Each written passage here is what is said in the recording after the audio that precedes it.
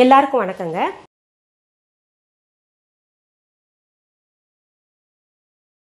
என்கிட்ட கமெண்ட் பாக்ஸில் நிறைய பேர் வந்து கேட்டிருக்கீங்க, மண் பாத்திரம் எப்படி உபயோகிக்கணும், அதன் பயன்கள் எல்லாம் சொல்லுங்கன்னு சொல்லிட்டு.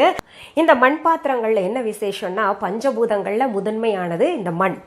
இந்த மண்ணில் இருந்தால் பார்த்தீங்கன்னா நம்ம உலகத்தில் பயன்படுத்தக்கூடிய அத்தனை பொருள்களுமே கிடைக்குதுங்க.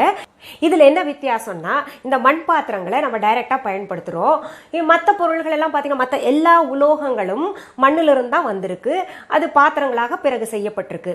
இந்த மண் பாத்திரத்தில் என்ன சிறப்பு, இதில் சமைச்சா என்ன சிறப்புன்னு பார்த்தீங்கன்னா, அந்த காலத்தில் முன்னோர்கள் எல்லாம் இந்த மண் பாத்திரத்தில் தான் சமைச்சு சாப்பிட்ருக்காங்க. அதுவும் மீன் குழம்பெல்லாம் இதில் வச்சா நல்லா இருக்கும்பாங்க.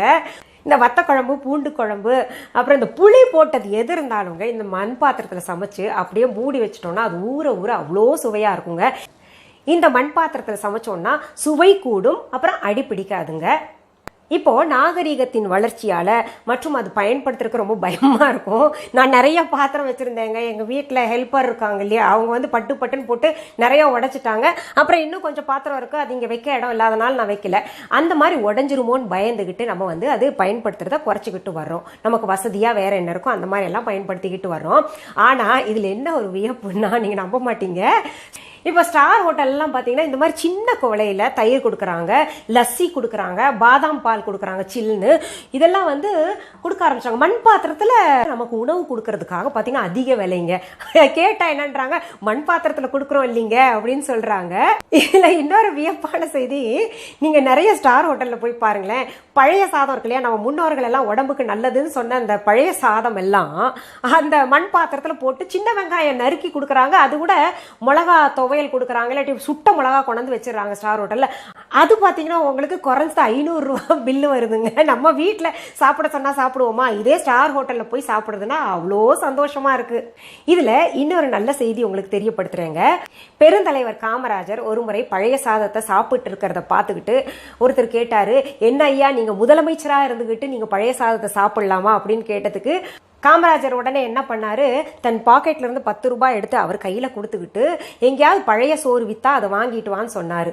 இதை கேட்டு அவர் சொன்னாரு, பழைய சாதத்தை எந்த ஹோட்டல்ல விற்பாங்க, எங்க கிடைக்கும் அப்படின்னு சொல்லி கேட்டதுக்கு காமராஜர் உடனே சொன்னாரு, கிடைக்காது இல்ல, அப்போ அரிதான பொருளை தான் நான் சாப்பிட்டுக்கிட்டு இருக்கேன் அப்படின்னு சொன்னோன்னா வந்தவர் வாய் அடிச்சுட்டு சும்மா இருந்துட்டாரு. அவ்வளோ விசேஷமானது பழைய சாதமும் இந்த மண் பாத்திரத்தில் சாப்பிட்றதும். நம்ம முன்னோர்கள் எவ்வளோ அழகாக கண்டுபிடிச்சிருக்காங்க இல்லையா. இந்த மண் பாத்திரத்தை நம்ம பழக்கிறது எப்படின்னா, முதல்ல வாங்கிட்டு வந்த உடனே அரிசி களைவோம் இல்லையா, அந்த தண்ணியை ஊற்றி ஊற வச்சிடலாங்க. ஒரு இரவு முழுக்க ஊறட்டும். அப்புறம் பார்த்தீங்கன்னா அடுத்த நாள்ல இருந்து நம்ம பயன்படுத்திக்கலாம். என்கிட்ட நிறைய பேர் கேட்டிருக்கீங்க, உங்க மண் பாத்திரங்களாகட்டும் இல்லை ஸ்டீல் பாத்திரங்களாகட்டும் எல்லாமே புத்தம் புதுசா இருக்கு, அந்த பூஞ்ச மாதிரி இருக்கும் இல்லையா மேலே, அதெல்லாம் பூக்காம இருக்குன்னு சொல்லிட்டு கேட்டிருக்கீங்க. அதுக்கு காரணம் என்னன்னா, நான் வந்து லிக்விட் சோப் தாங்க, எந்த லிக்விட் சோப் என்ன இருக்கட்டும் நீங்க அந்த லிக்விட் சோப்பை பயன்படுத்திட்டு வாங்க, அது வந்து பூஞ்சை பிடிக்காதுங்க, மேலே வந்து திட்டு திட்டா தெரியாது. அது ஒண்ணுங்க. 2-3 சகோதரிகள் கமெண்ட் பாக்ஸ்ல வந்துட்டு என்கிட்ட கேட்டிருந்தாங்க, எங்களுக்கு பாத்திரம் விளக்கி எங்களுடைய கைகள் எல்லாம் பாத்தீங்கன்னா ரொம்ப வெடிச்சிருக்கு, எரிச்சல் எடுக்குது, அப்புறம் நகக்கண்கள் எல்லாம் ரொம்ப வலிக்குது, என்ன பண்ணலாம்னு சொல்லிட்டு. இரவு தூங்குறதுக்கு முன்னாடி தேங்காய் எண்ணெயை கைகளில் நீங்க தடவிக்கோங்க. அப்படி இல்லைன்னா இன்னொன்று நான் சொல்றேங்க, இங்க பாருங்க, இந்த கிளவுஸ் பாருங்க, இந்த மாதிரி கிளவுஸ் கிடைக்கும். இது வந்து நம்ம போட்டுக்கிட்டோம்னா எது வரைக்கும் வருதுன்னு உங்களுக்கு போட்டு காமிக்கிறேங்க. இது வரைக்கும் வருது. இப்போ நமக்கு இது வரைக்கும் வர்ற கிளவுஸும் இருக்கு. இதை போட்டுக்கிட்டுங்க, இது லூஸா இருக்கு, இது வழியா தண்ணி போயிருமேன்னா நீங்க என்ன பண்ணுங்க, ஒரு ரப்பர் பேண்ட் டைட்டா போட்டு விட்டுக்கோங்க. ஏன்னா இது திறந்துருந்துச்சுன்னா இதுக்குள்ள தண்ணி போயிட்டு நம்ம கை ஊறி ஊறி காத்தும் போகாம ஒரு மாதிரி ஆயிரும் கையெல்லாம், அது இன்னும் கொஞ்சம் பிரச்சனையை தந்துடும். அதனால ஒன்னா இந்த மாதிரி கிளவுஸ் வாங்க, அப்படி இல்லைன்னா இந்த பாதி கையளவுக்கு ஒரு கிளவுஸ் கிடைக்குதுங்க, அது வாங்கி கூட போட்டுக்கலாம். தற்சமயம் என் கையில இல்லாத காரணத்தினால உங்களுக்கு அது இங்க காமிச்சு கொடுக்க முடியல. இப்போ இந்த கிளவுஸை போட்டு நீங்க லிக்விட் சோப்பு வந்து தொட்டுக்கிட்டு, இங்க பாருங்க, நான் பயன்படுத்தக்கூடியது இந்த நாருங்க, நல்ல ஜிகு ஜிகுன்னு இருக்குல்ல, இது வந்து நீங்கள் ஸ்டீலுன்னு நினச்சிக்காதீங்க. இந்த நாரில் என்ன ஸ்பெஷல்னாங்க, நமக்கு நல்லா ரஃப்பாகவும் இருக்கும், சாஃப்டாவும் இருக்கும், ரெண்டும் கலந்து இருக்கும். இது வந்து எந்த ஸ்கிராச்சஸையும் பாத்திரத்துல ஏற்படுத்தாதுங்க. பாத்திரம் தேய்க்கிற நார் பாத்தீங்கன்னா ரொம்ப நல்லா இருக்கும், விலையும் ரொம்ப சாதாரணமா இருக்குங்க. அதனால இது பயன்படுத்திங்கன்னா நமக்கு பாத்திரமும் ஸ்கிராச் ஆகாது, அழுக்கும் நல்லா போகும். அதனால இது பார்த்து வாங்கிக்கோங்க.